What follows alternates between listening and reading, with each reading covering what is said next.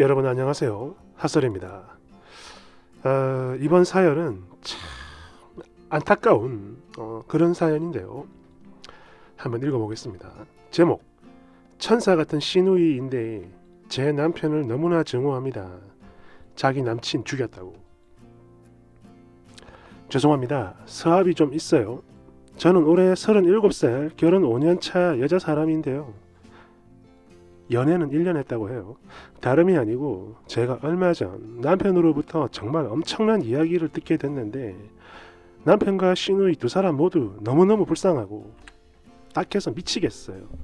그래서 혹시나 조언을 좀 얻을 수 있을까 해서 이렇게 글을 올려봅니다.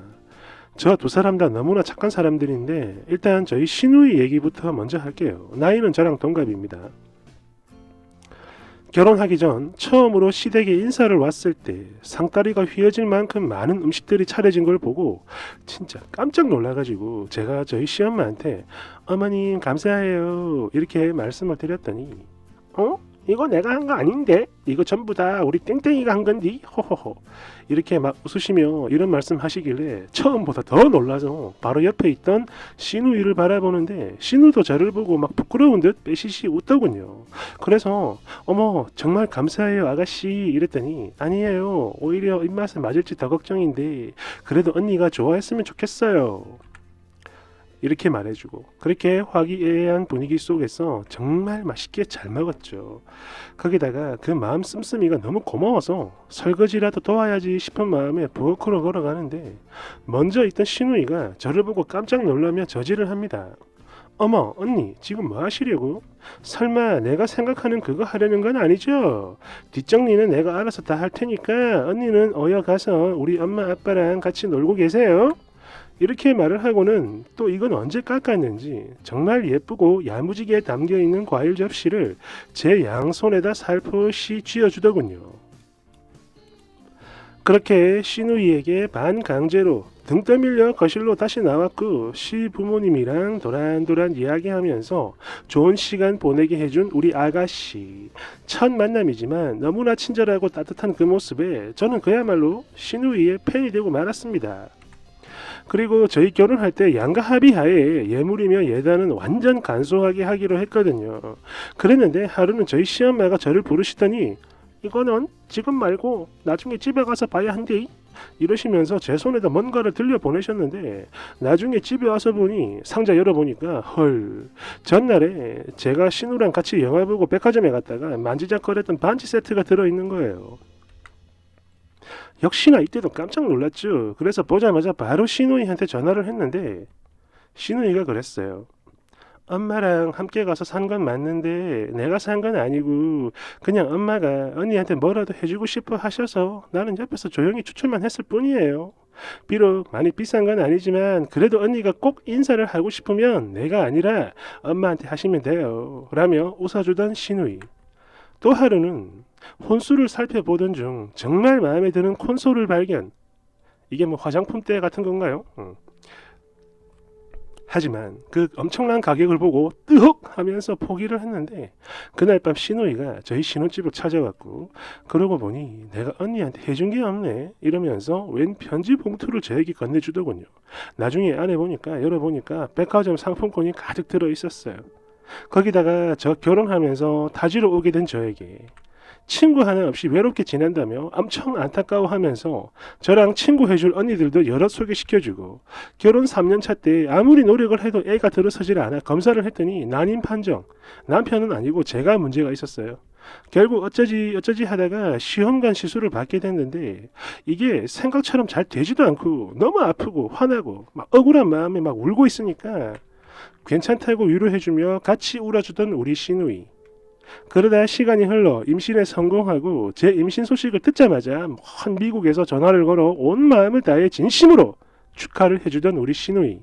거기다가 미국 가는 것도 자기 돈으로 갔던 거라 이래저래 분명 빠듯했을 텐데도 불구하고 일주일 후 온갖 최고급 아기 용품을 한가득 보내주고, 지금은 한국에 있어요. 당신은 미국 유학을 간 게 아니고 박사학위 뭐 마무리한다고 갔던 겁니다.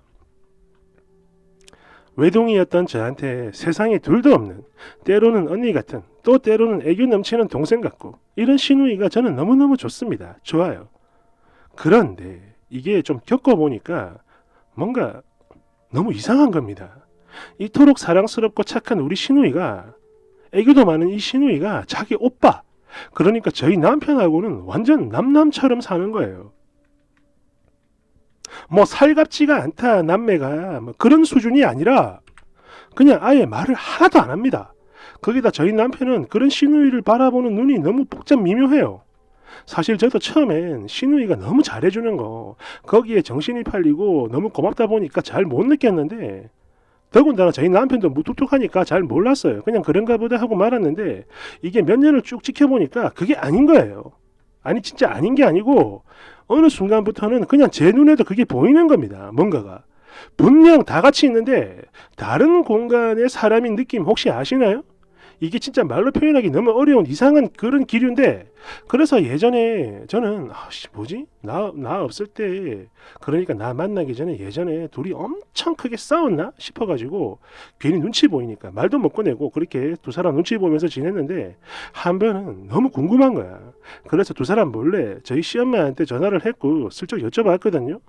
그랬더니 어머님이 그냥 한숨만 쉬시고 에휴 그냥 나중에 알려주마 이러시는 거예요.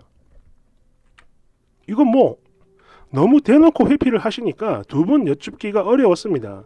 그래서 또 한동안은 가만히 있다가 또 하루는 남편에게 물어봤는데 이 사람도 회피를 하는 거예요. 어이씨 뭐 별일 아니야 싸운 거 아니야 알 거 없어 등등등. 이래서 또 한동안은 참고 지내게 됐는데 어쩔 수 없이 이게요 나중 되니까 너무 불편한 겁니다. 사람이 모를 때야 그냥 그러려니 하면서 지냈는데 제 나름 뭔가를 느끼고 나니까 이때부터 진짜 너무 불편했어요. 분명히 다 같이 있는데 공간이 둘로 쪼개지는 그 이상한 느낌. 양쪽 다 나랑 너무너무 친하고 소중한 사람들인데 그 사람들은 서로가 그냥 안 보이는 귀신 같은 느낌이랄까? 야, 이거 진짜 너무 불편한 마음에 그래서 하루는 아예 나를 잡고 진짜 싸울 기세로 완전 진지하게 물어봤어요. 남편한테. 그랬더니 남편 첫 마디가 바로 이거였습니다. 그래도 땡땡이가 그 정도 정신 차린 것도 다행이야. 아니 아무 밑도 끝도 없이 뭐 대뜸 정신을 차려서 다행이다라니 그것도 그 누구보다 밝고 착한 시누이인데 뭘 정신을 차려 이게 뭔 소리야 해서 되물었더니 그러니까 저희 남편 하는 말이 이거였어요. 종합을 해보면 아래와 같습니다. 8년 전에 그러니까 저희 두 사람이 만나기 2년 전에 당시 저희 남편이 시누이랑 결혼할 사람이랑 같이 차를 타고 이동을 하던 중에 큰 사고가 났는데 그때 그 사람이 크게 다쳤다고 합니다. 그 시누이 남편 될 사람이 하반신 마비가 왔대요. 장애 판정을 받았다고 합니다. 결국엔 사람은 살았는데 물론 저희 남편이 사고를 낸 건 아니고요. 교차로에서 신호대기 하고 있었는데 맞은편에서 신호 위반을 하고 달리던 차량이 조수석을 강하게 들이받았다고 합니다. 피하려다 그래 된가 봐요. 이렇게 쾅 이런 거 있죠. 아휴. 아무튼 상황이 이렇게 됐는데 그래도 시누이는 결혼을 하겠다며 우기는 걸 저희 남편이 끝까지 반대했고 결국엔 이게 안 되니까 아예 그냥 시누이를 가둬버렸대요. 감금을 한 거죠. 그리고 그 사이엔 말도 못할 일이 엄청나게 많았다고 합니다. 그러다 나중엔 저희 남편이 그 남자를 찾아가 무릎까지 꿇고 동생을 놔달라고 빌었다고 해요. 평소 형님 동생 하면 엄청 친했다고 합니다. 그리고는 뭐 결국 그렇게 됐다고 해요.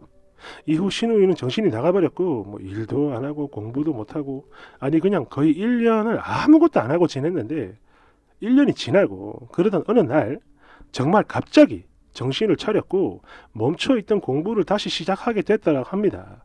그런데 문제는 이때 생긴 부작용이 바로 이거예요. 본인의 오빠를 아예 없는 사람으로 취급한다 이거죠. 그 어떤 원망도 아기도 보이지 않고 그냥 투명인간 취급을 하는 거야. 그러다 언젠가 딱 한 번 얘기를 했었다고 해요. 오빠는 우리 두 사람 모두를 죽였어 라고 말이죠. 죽였다고.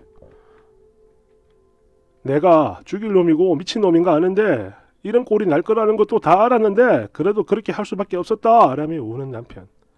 너무 아프다라며 엉엉 우는데 남편 우는 것도 처음 봤고 너무 혼란스럽습니다. 사실 저 같은 경우에 이 얘기를 듣자마자 들었던 생각은 이거였어요. 우리 시누이 너무너무 불쌍하다 이거였는데 지금은 우리 남편도 시누이만큼 불쌍해요. 그동안 그 죄책감 때문에 얼마나 힘들었을까. 저는 그 무게가 아예 상상조차 안 되는데 아무튼 그래서 저에겐 욕심이 하나 생겼어요. 이 두 사람이 다시 잘 지냈으면 좋겠는데 정말 되돌릴 수 있는 방법이 없는 걸까요? 서로가 그냥 없는 것처럼 남남처럼 몇 년간 지내왔던 이 두 사람 얼마나 외로웠을까. 마음 너무 아프고 또 남편은 자신을 향한 그런 원망 그런 동생을 보면서 얼마나 또 억장이 무너졌을까 싶어 마음 너무 진짜 쓰려요. 제가 어떻게 해야 될까요? 정말 방법이 없는 걸까요? 라는 사연입니다. 야, 참 그야말로 비극이죠. 참 안타깝네요. 댓글 그냥 놔두세요. 대신 님이 오빠 대신 시누이 더 신경 써주고 아껴주세요. 사람 마음이라는 게 그렇습니다. 억지로 풀게 해서 풀리는 게 아니란 말이죠. 언젠가 시누이 마음 풀리면 예전처럼 잘 지낼 수 있는 그런 시간이 올 겁니다. 반드시.